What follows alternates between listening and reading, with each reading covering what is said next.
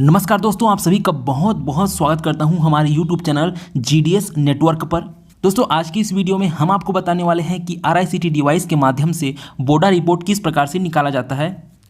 दोस्तों, आज का यह वीडियो बहुत ही इंटरेस्टिंग होने वाला है, अतः वीडियो को बिल्कुल भी स्किप ना करें। दोस्तों, वीडियो को पूरा अंत तक देखें, तभी आप सारी चीज़ों को बहुत अच्छे तरीके से समझ पाएंगे। तो चलिए फ्रेंड्स, आज का वीडियो शुरू करते हैं। मगर उससे पहले अगर आपने अभी तक हमारे चैनल को सब्सक्राइब नहीं किया है तो ज़्यादा मत सोचो यार, बस फटाफट से चैनल को सब्सक्राइब करो, क्योंकि इसी प्रकार के पोस्ट ऑफिस से संबंधित वीडियो मैं आपके लिए हमेशा ही लाते रहता हूँ।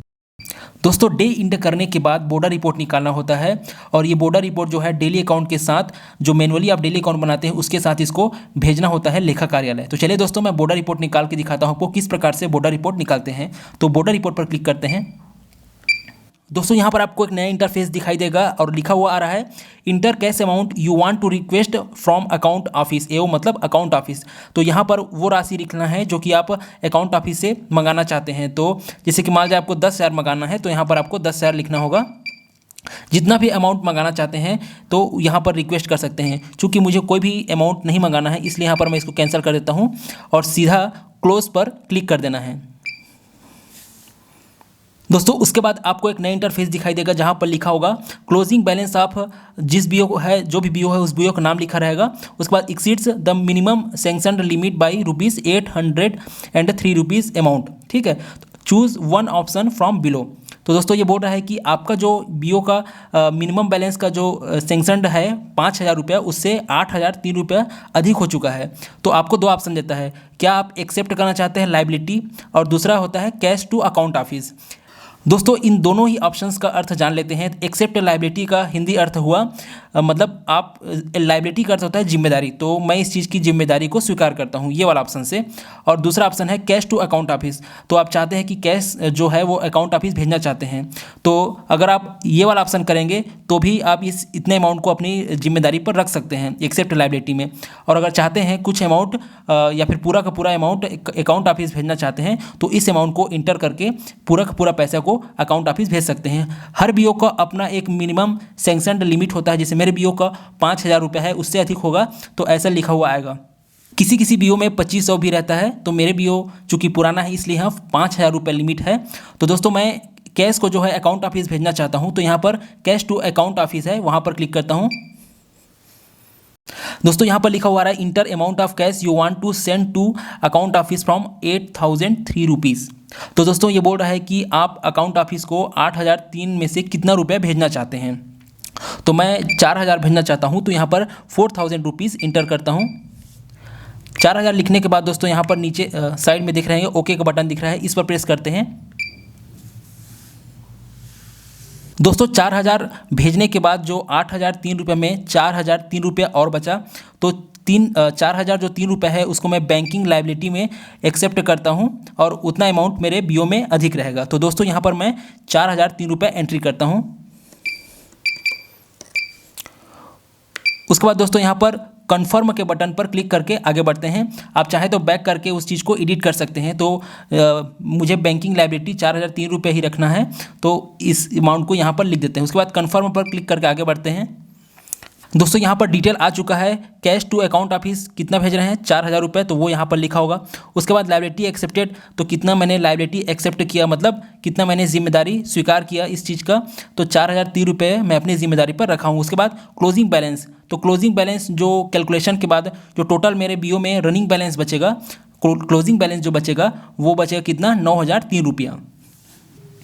इसके बाद दोस्तों, इसमें किसी भी प्रकार की एडिट करना चाहते हैं तो यहाँ पर एडिट पर क्लिक करके एडिट कर सकते हैं, और नहीं चाहते कि ये जो चीज़ें हैं वो सही हैं और आपको किसी प्रकार की कोई परिवर्तन नहीं करना है, तो कन्फर्म पर क्लिक करना है और आगे बढ़ना है। दोस्तों, यहाँ पर आपको एक नया इंटरफेस फिर से दिखाई देगा, और यहाँ पर लिखा हुआ रहा है इंटर कैश बैग वेट। तो यहाँ पर कैश बैग का जो वेट होगा वो यहाँ पर लिख देना है। उसमें वेट जो मशीन होता है उसमें वेट करके कैश बैग का वेट लिख देना है। तो चलो, यहाँ पर 250 ग्राम्स का जो वेट है उसको मैं यहाँ पर एंट्री करता हूँ। दोस्तों, कैशबैक को एंट्री करने के बाद यहाँ पर आपको सबमिट का बटन दिखाई देगा, इस पर क्लिक करना है। तो दोस्तों, यहाँ पर हमारा बोर्डा रिपोर्ट पूरी तरीके से बनकर तैयार हो चुका है। यहाँ पर लिखा हुआ है बीओ डेली अकाउंट बीओ का नाम यहाँ पर लिखा हुआ है, उसके बाद डेट ऑफ ट्रांजेक्शन 24/11/2022। तो पूरा का पूरा बोडा रिपोर्ट हमारा तैयार हो चुका है दोस्तों। हमने जो जो एंट्री की है वो एंट्री यहाँ पर आपको शो होगा। जैसे कि अब हम जब स्टार्ट किए थे इसको, तो अब हमारा जो कैश बैलेंस था ओपनिंग का वो 8,748 रुपये था, वो यहाँ पर लिखा हुआ है। उसके बाद एसबी डिपॉजिट किए 1,200 रुपये, वो लिखा हुआ है। सुकन्या समृद्धि में हमने 500 रुपये डिपॉजिट किया, वो लिखा हुआ है। उसके बाद नीचे की ओर आए तो आरपीएल रिन्यूअल प्रीमियम जो हमने 3,055 रुपये किया था, वो लिखा हुआ है। उसके बाद टोटल जो रिसिप्ट हुआ आज की डेट में वो हुआ जो 13,503 रुपये का। तो वो सब सारी चीज़ें यहाँ पर लिखी हुई दोस्तों। उसके बाद यहाँ पर क्या क्या पेमेंट हुआ है वो चीज़ लिखा हुआ है। जैसे कि एसबी विड्रॉ किए 500 रुपये का, कैश टू अकाउंट ऑफिस को हमने 4,000 भेजा, तो वो यहाँ पर लिखा हुआ है। तो टोटल पेमेंट जो हुआ है आज की डेट में वो 4,500 रुपये का हुआ दोस्तों। उसके बाद नीचे की ओर उसके बाद दोस्तों यहाँ पर सैंक्शनड बैलेंस दिखाई देगा आपको। तो जो मिनिमम कैश बैलेंस है वो आपका बीओ का 5,000 रुपये है, तो वो चीज़ यहाँ पर आपको दिखाई देगा। उसके बाद नीचे की ओर आते हैं दोस्तों, तो यहाँ पर कैश बैलेंस अमाउंट दिखाई दे रहा है। कैश एंड करेंसी नोट्स कितना है 9,003 रुपये, जो कि अभी बीओ का रनिंग बैलेंस है, वो चीज़ आपको यहाँ पर शो होगा। उसके बाद इन्वेंट्री की बात करें तो यहाँ पर पोस्टेज और रेवेन्यू स्टैम्प जो है 0 रुपीज़ है, तो यहाँ पर 0 है। उसके बाद नीचे की ओर आते हैं दोस्तों, तो दोस्तों यहाँ पर लिखा हुआ है लायबिलिटी और ये है अमाउंट। तो बैंकिंग लायबिलिटी हमने कितने रुपए का रखा था 4,003 रुपये का, तो वो अमाउंट यहाँ पर शो हो रहा है दोस्तों। टोटल लायबिलिटी एक्सेप्ट कितना किया मैंने 4,003 रुपये, तो वो लिखा हुआ आ रहा है। उसके बाद नीचे की ओर आते हैं दोस्तों, यहाँ पर यूपीआई पेमेंट, तो किसी भी प्रकार का यूपीआई पेमेंट नहीं हुआ है आज की डेट में, तो यहाँ पर 0 लिखा हुआ आ रहा है। Total UPI payment 0 rupees. उसके बाद दोस्तों इस बोर्डर रिपोर्ट का प्रिंट आउट निकाल लेते हैं, और यही प्रिंट आउट हमें जो लेखा कार्यालय होता है वहाँ भेजना होता है अपने मैनुअल डेली अकाउंट के साथ। तो दोस्तों कुछ इसी प्रकार से आप भी अपने RICT डिवाइस के माध्यम से बोर्डर रिपोर्ट निकाल सकते हैं। दोस्तों ये बोर्डर रिपोर्ट बहुत महत्वपूर्ण होता है। आप आमतौर पर जो मैनुअली डेली अकाउंट बनाते हो वही डेली अकाउंट है जिसे हम लोग बोर्डर रिपोर्ट भी कहते हैं, और दोनों सेम होता है। इस बोर्डर रिपोर्ट को लेखा कार्यालय भेजना होता है डेली दोस्तों, ताकि जो लेखा कार्यालय में बैठे पीए हैं वो चेक कर सके कि आपके जो बीओ का बैलेंस है और जो लेखा कार्यालय में जो बैलेंस चल रहा है उसमें किसी प्रकार का अंतर तो नहीं है।